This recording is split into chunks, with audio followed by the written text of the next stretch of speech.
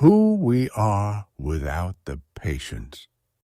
Who we are without the patience is a storm without a guide, a ship that sails with broken maps, a reckless, hurried ride.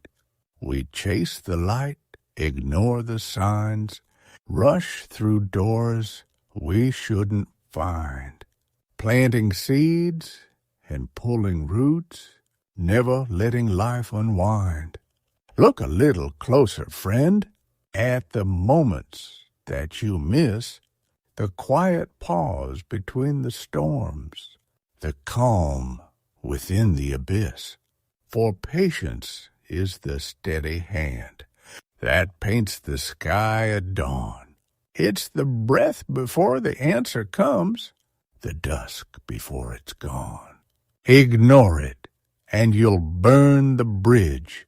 Before you cross the stream, you'll build a house without a frame and chase an empty dream. A pilot can't command the skies with half the wings in flight, and hearts will crash when rushed too hard, blind to what is right. So learn to wait, to watch, to hold, to trust the silent hour. For patience isn't weakness, no, it's quiet, rooted power. There is a quiet danger that moves through the soul unnoticed. It does not roar at first. It whispers, it urges, it presses, it says, now. And when we obey it without discernment, we begin to drift. Without patience, a person becomes spiritually unstable, like a ship with strong sails but no compass, power without direction, motion without meaning. The waves may be impressive, the speed may feel exhilarating, but the course? Unknown. And what is a journey without direction but a beautifully disguised disaster? The ancient scriptures warn us gently but firmly. Where there is no guidance, a people falls. Proverbs 11:14. And yet, how often do we rush forward before guidance is sought? How often do we mistake movement for progress? Impatience is subtle. It dresses itself as ambition. It calls itself urgency. It convinces us that waiting is weakness. But biblical wisdom reveals something far deeper. Impatience is often distrust disguised as confidence. It is the unwillingness to rest in God's timing. It is the quiet suspicion that perhaps we must take control because heaven is too slow. And so we hurry decisions. We rush into relationships. We force doors that should have been knocked upon in prayer. We speak before silence has shaped our words. We plant seeds and then, restless and uncertain, dig them up the next day to see if they have grown.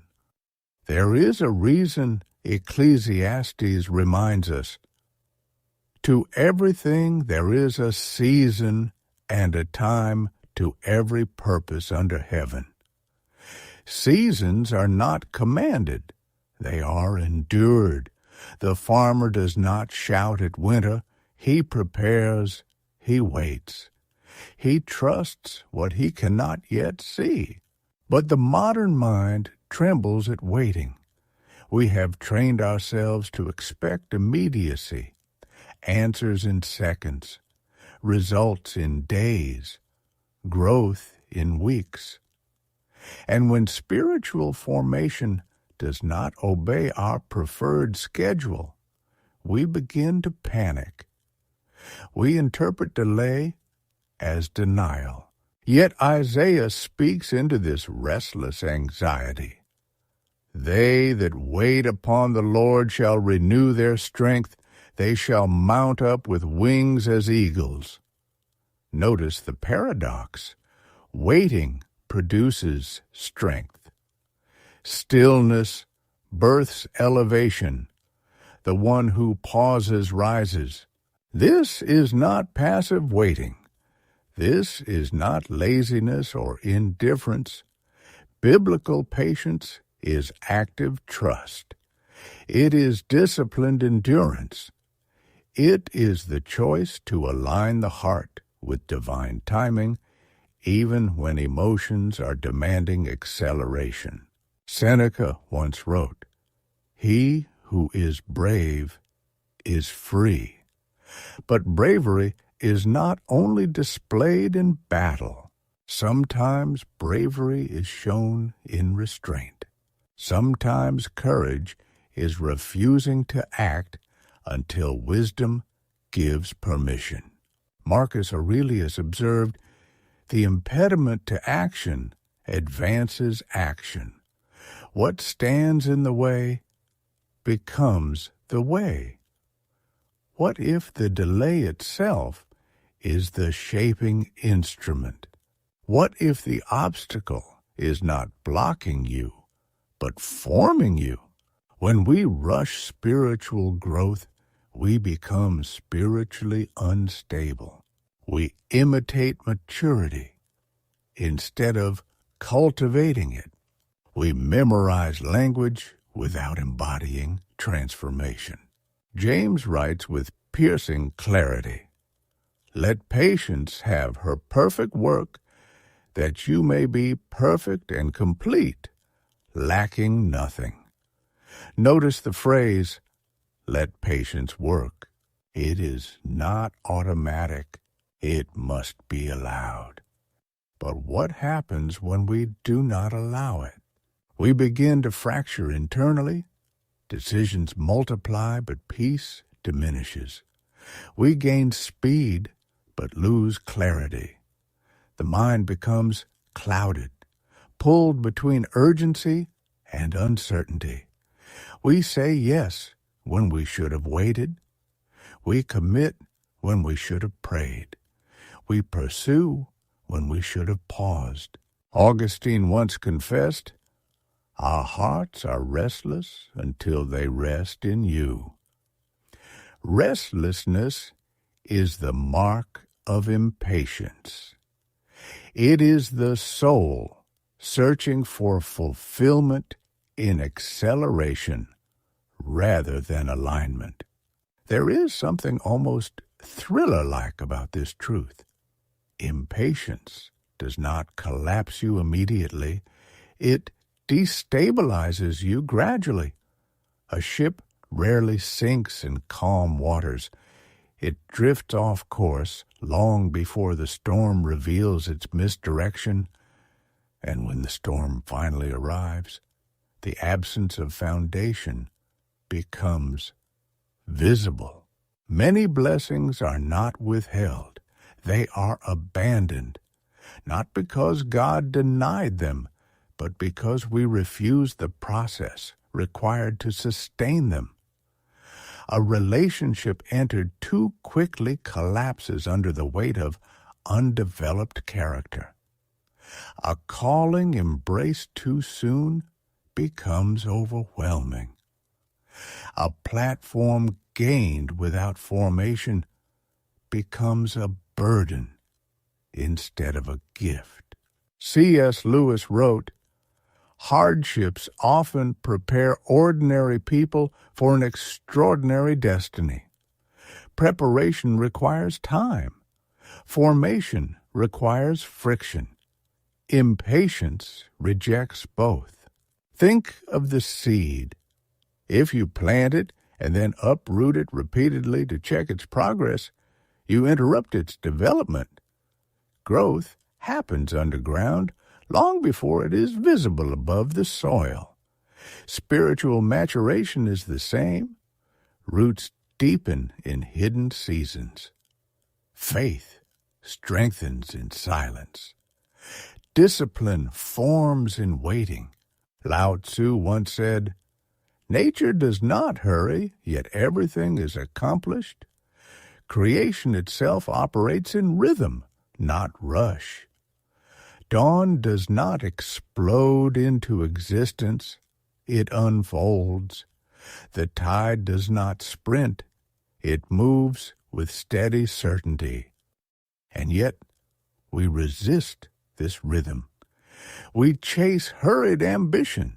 We measure ourselves against timelines that were never assigned to us. We fear falling behind in races we were never called to run. There is chaos in hurried ambition. It fragments the mind. It steals joy from progress. It creates comparison and insecurity.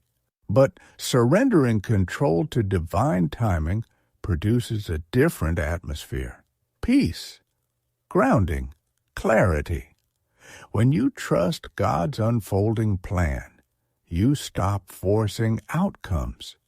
You begin stewarding preparation. You stop obsessing over arrival and start refining your character. You realize that waiting is not wasted time. It is training time. This is where the revelation begins to surface. Patience is not weakness. It is not passivity. It is not stagnation. Patience is quiet strength. It is the rooted discipline that stabilizes the soul. It is the steady anchor in turbulent seasons. It is the inner conviction that timing belongs to God and obedience belongs to you. A spiritually stable person is not the fastest mover, but the most anchored one. He does not drift with every opportunity. She does not chase every open door. They discern, they pray, they evaluate, they wait when waiting is required. And here is the deeper truth.